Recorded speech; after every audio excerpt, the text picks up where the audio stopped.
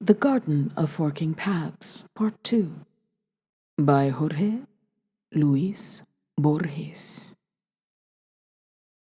I handed back the sheet of paper in silence. Albert went on. Before I discovered this letter, I kept asking myself how a book could be infinite. I could not imagine any other than a cyclic volume, circular, a volume whose last page would be the same as the first, and so have the possibility of continuing indefinitely. I recall, too, the night in the middle of the 1001 Nights, when Queen Scheherazade, through a magical mistake on the part of her copyist, started to tell the story of the 1001 Nights, with the risk of again arriving at the night upon which she will relate it, and thus on, to infinity. I also imagined a Platonic hereditary work, passed on from father to son, to which each individual would add a new chapter, or correct with pious care the work of his elders. These conjectures gave me amusement, but none seemed to have the remotest application to the contradictory chapters of Swaip Bun. At this point, I was sent from Oxford the manuscript you have just seen. Naturally, my attention was caught by the sentence, "I leave to various future times, but not to all, my garden of forking paths." I had no sooner read this than I understood. The Garden of Forking Paths was the chaotic novel itself. The phrase "to various future times, but not to all" suggested the image of bifurcating in time, not in space. Rereading the whole work confirmed this theory. In all fiction, when a man is faced with alternatives, he chooses one at the expense of the others. In the almost unfathomable Swaip Bun, he chooses simultaneously all of them.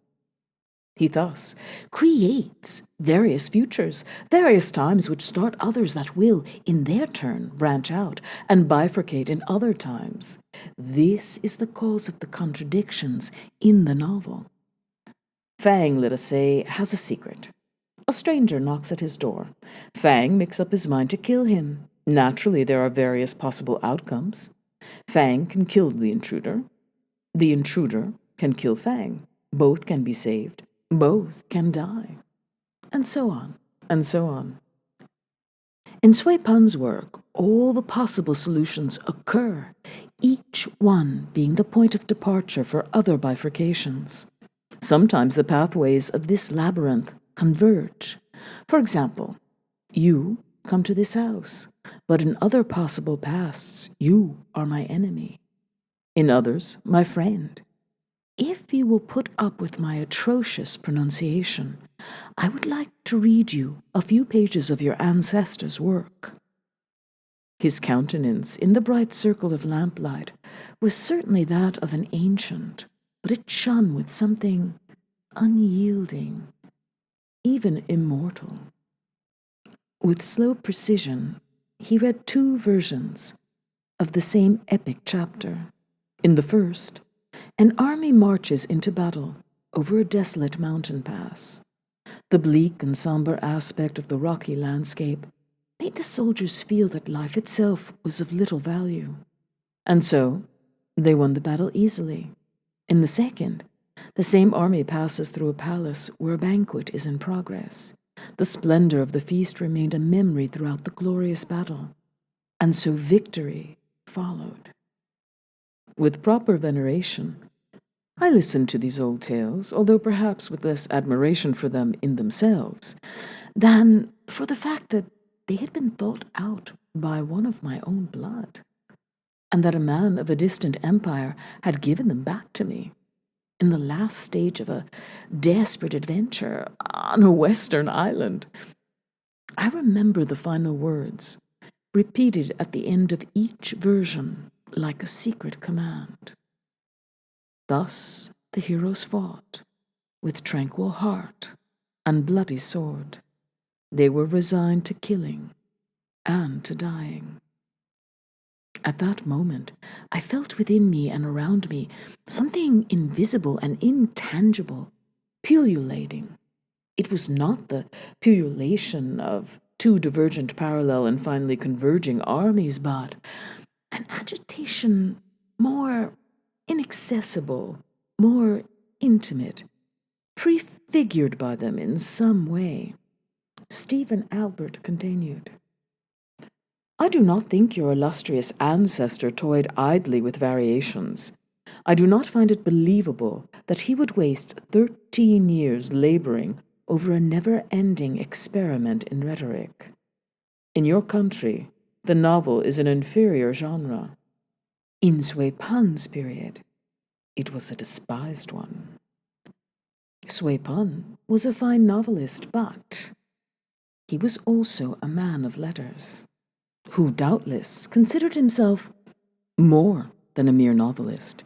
The testimony of his contemporaries attests to this, and certainly the known facts of his life confirm his leanings toward the metaphysical and the mystical. Philosophical conjectures take up the greater part of his novel. I know that of all problems, none disquieted him more, and none concerned him more than the profound one of time. Now then, this is the only problem that does not figure in the pages of The Garden. He does not even use the word which means time. How can these voluntary omissions be explained? I proposed various solutions, all of them inadequate. We discussed them. Finally, Stephen Albert said, in a guessing game to which the answer's chess, which word is the only one prohibited?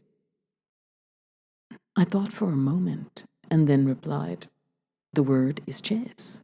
Precisely, said Albert.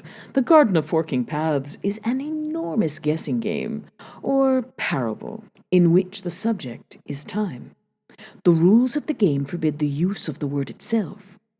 To eliminate a word completely, to refer to it by means of inept phrases and obvious paraphrases, is perhaps the best way of drawing attention to it. This, then, is the tortuous method of approach preferred by the oblique Sui Pan in every meandering of his interminable novel.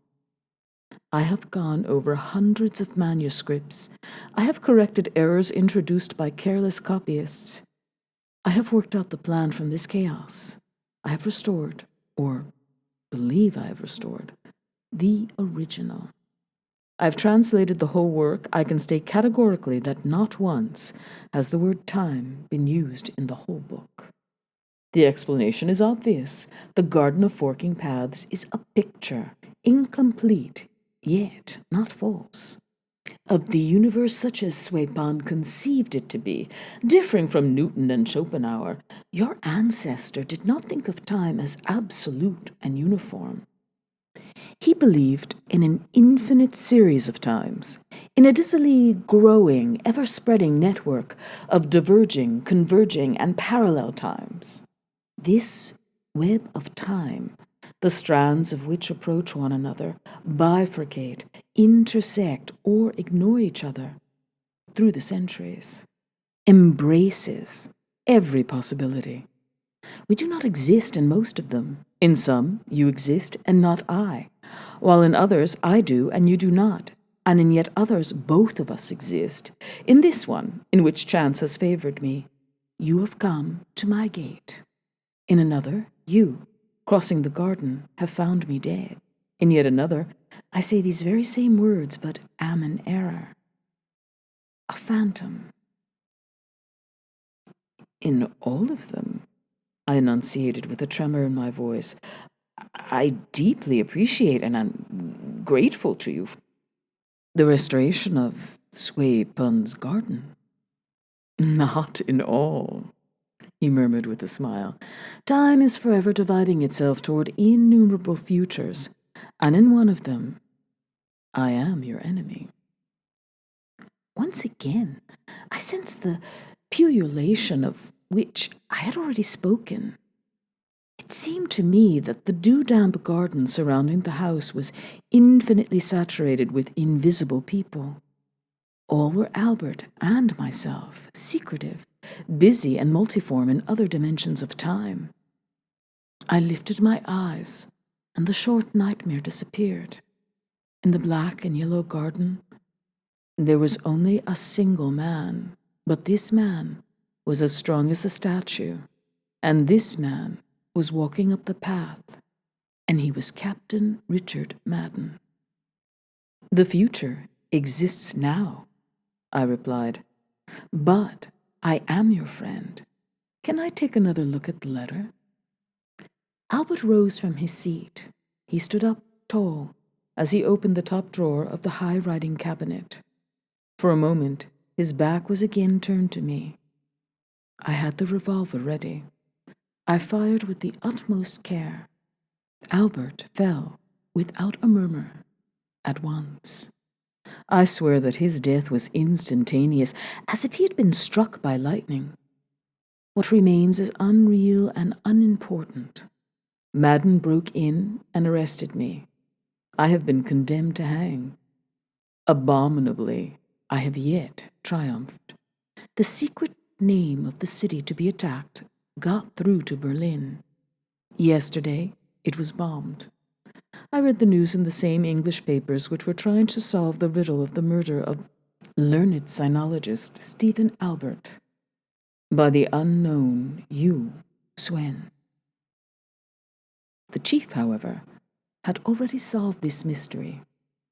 He knew that my problem was to shout with my feeble voice above the tumult of war the name of the city called Albert, and that I had no other course open to me than to kill someone of that name. He does not know, for no one can, of my infinite penitence and sickness of the heart.